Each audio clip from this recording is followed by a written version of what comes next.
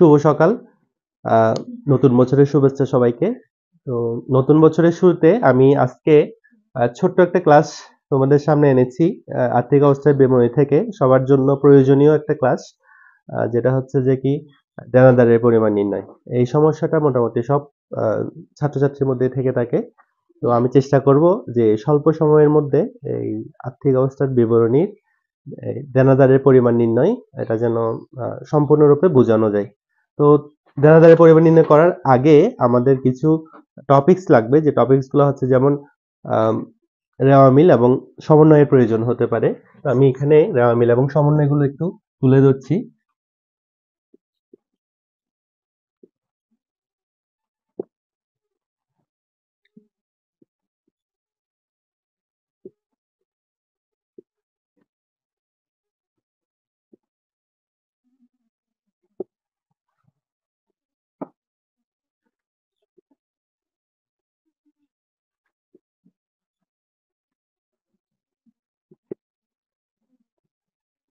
বিক্রয় ৫০,০০০, দেনাদার ৩০,০০০, অনাদায়ী পাওনা ধরলাম ২,০০০,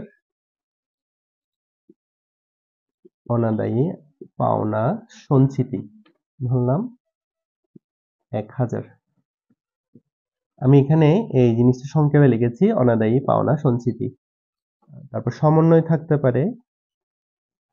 সমন্বয়ে যে বিষয়গুলো থাকে, সমন্বয়ের মধ্যে থাকবে অলিখিত বিক্রয় ২,০০০ টাকা, যা হিসাবভুক্ত হয়নি।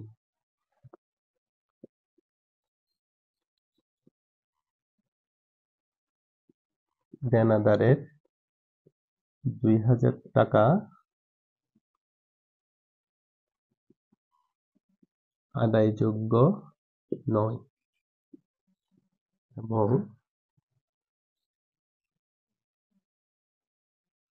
অবশিষ্ট দেনাদারের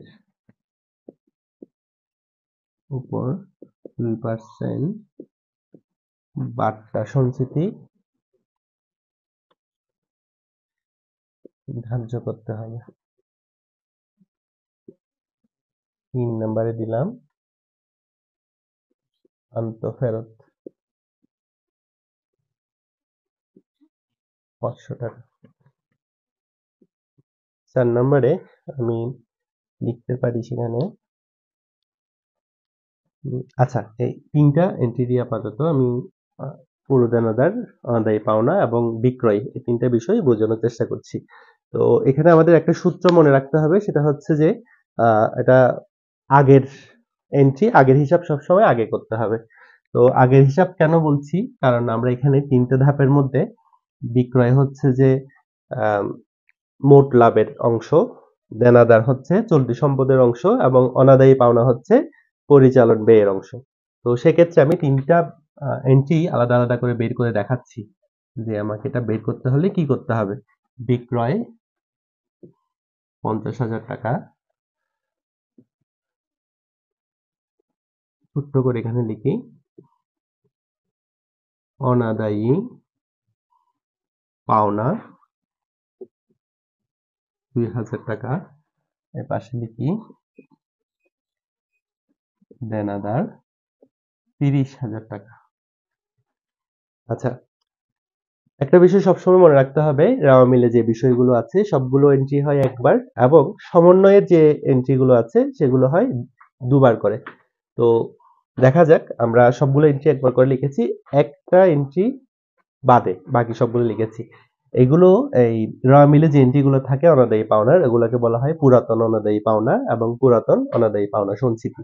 আর সমন্বয় থেকে যেগুলো আসে এগুলো হচ্ছে সম্পূর্ণ নতুন অনাদায়ী পাওনা এবং নতুন অনাদায়ী পাওনা সঞ্চিতি।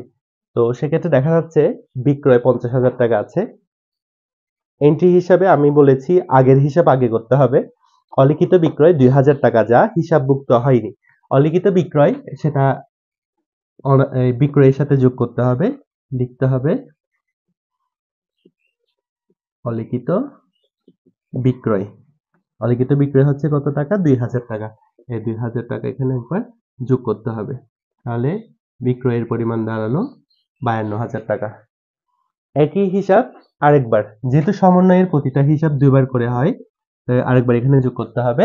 লিখতে হবে অলিখিত বিক্রয় 2,000 টাকা। তাহলে দানাদারের পরিমাণ দাঁড়ালো 32,000 টাকা। এক্ষেত্রে পরের হিসাব হচ্ছে দেনাদারের 2,000 টাকা আদায়যোগ্য নয়, কিন্তু অঙ্কের নিয়ম অনুযায়ী প্রথমে মোট লাভ আসে, তারপরে আসে নিট লাভ, তারপর আসে সম্পদ এবং দায়। তো সেক্ষেত্রে দেখা যাচ্ছে এই আন্তঃফেরতটা এটা বিক্রিত পণ্যের ব্যয় থেকে বিক্রয় থেকে বাদ দিতে হয়, সেই কারণে এটা আগে বাদ দিয়ে ফেলতে হবে। এই যে বিয়োগ আন্তঃফেরত, আন্তঃফেরত বলতে বিক্রয় ফেরত আর কি। তো আন্তঃফেরত হচ্ছে কত টাকা? 500 টাকা। এখানে 500 টাকা বাদ, তাহলে 52,500 থেকে 500 টাকা যদি আমি বাদ করি 51,500 টাকা অবশিষ্ট থাকে। সেম হিসাব, এই বিক্রয় থেকে বাদ একবার, আরেকবার হচ্ছে দেনাদার থেকে বাদ। আন্তঃফেরত 500 টাকা, তাহলে এখানে হবে 31,500 টাকা। যাই হোক, এরপর এন্ট্রি আছে আমাদের, এটারও কাজ মোটামুটি শেষ। আন্তঃফেরত এটারও কাজ শেষ। আর একটা এন্ট্রি বাকি আছে, দেনাদারের 2,000 টাকা আদায়যোগ্য নয়। এখন এই জিনিসটা কি? এই যে এখানে একটু পর্যন্ত বিক্রয়ের কাজ শেষ হয়েছে, বিক্রয়ের সাথে আর কোনো কিছু নেই। এবার যা কাজ সবগুলো হচ্ছে অনাদায়ী পাওনা এবং দেনাদার। আসলে দেখা যাক, এখানে 2,000 টাকা আদায়যোগ্য নয়, যেটা আদায়যোগ্য নয় সেটা হচ্ছে নতুন অনাদায়ী পাওনা, যেটা দেনাদার থেকে বাদ যাবে। টাকার পরিমাণ হচ্ছে 2,000 টাকা। তাহলে এটা আমি এখানে লিখব নতুন অনাদায়ী পাওনা, সংক্ষেপে লিখেছি। হ্যাঁ, এখানে 2,000 টাকা। তখন আমার এখানে টাকা দাঁড়ায় 29,500 টাকা।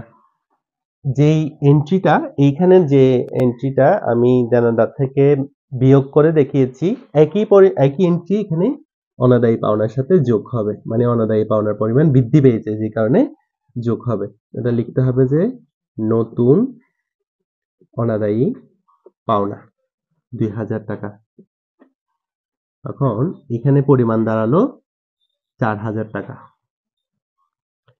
পরবর্তীতে আছে অবশিষ্ট দেনাদারের উপর 2% বার্তা সঞ্চিতি ধার্য করতে হবে। এখানে আর কোনো কিছু নেই, একদম শেষ মুহূর্তে গিয়ে অবশিষ্ট দেনাদার আছে।